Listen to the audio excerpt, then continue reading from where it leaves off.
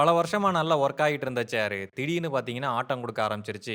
எதனால ஆட்டம் குடுக்குது அப்படின்னு சிசிடிவி ஃபுட்டேஜ ஓப்பன் பண்ணி பார்த்தோம்னா, இத வச்சு உருட்டி விளையாடிட்டு இருந்திருக்காய்ங்க. அத வச்சு உருட்டுக்கட்ட விளையாட்டுலாம் விளையாண்டுருக்காய்ங்க? அதுக்கப்புறம் உத்து பார்த்தா தான் தெரியுது, உள்ள ஹைட்ராலிக்ஸ் ஃபுல்லா சுத்தி நொறுங்கி போயிருந்துச்சு. நானும் எத எதெல்லாமோ வச்சு அண்ட குடுத்து பார்த்தேன். அது சரியா நிக்க மாட்டேங்குது.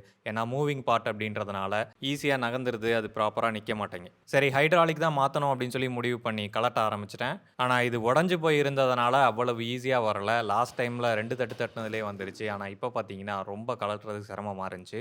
ஹைட்ராலிக்கே மொத்தமா பிரிச்சுட்டேன். அதுக்கப்புறமா நம்ம சுத்தியல வச்சு தட்டும்போது, ஒரு 10, 20 தடவ தட்டுனதுக்கு அப்புறமா தான் வந்துச்சு. கார்டுகளோட ஒன் டே டெலிவரில மறுநாளே நமக்கு வந்து ஹைட்ராலிக்ஸ கொண்டு வந்து குடுத்துட்டாய்ங்க.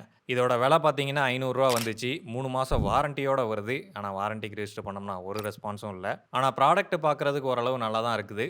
கழட்டுற மாரி இல்லாம மாட்டுறது ரொம்பவே ஈஸி தான். சிம்பிளா 2த்தையும் மேல வச்சா போதுமானது. ஒர்க் ஆவுது. ஓரளவுக்கு ப்ராடக்ட் நல்லா தான் இருக்கு. அண்ட் எடிட்டருக்கு இது எப்படி ப்ராப்பரா யூஸ் பண்ணணும் அப்படின்னு சொல்லிக் குடுத்தேன். ஸோ நீங்களும் ஹைட்ராலிக் போன சேர் வச்சிருந்தீங்க அப்படின்னா, மாத்துறது ஈஸி தான். ஒரு சுத்தியலு, நெறைய எஃபோர்ட் போட்டீங்கன்னா, கண்டிப்பா மாத்திறலாம். ஹைட்ராலிக்ஸோட லிங்க சேனல் நேமுக்கு கீழ போட்டு விடுறேன். வேற எங்கேயும் நல்ல பிரைஸ்ல கிடைச்சாலும் நீங்க தாராளமா வாங்கிக்கலாம். பட் உங்க நேர்மை எனக்கு ரொம்ப புடிச்சிருக்கு.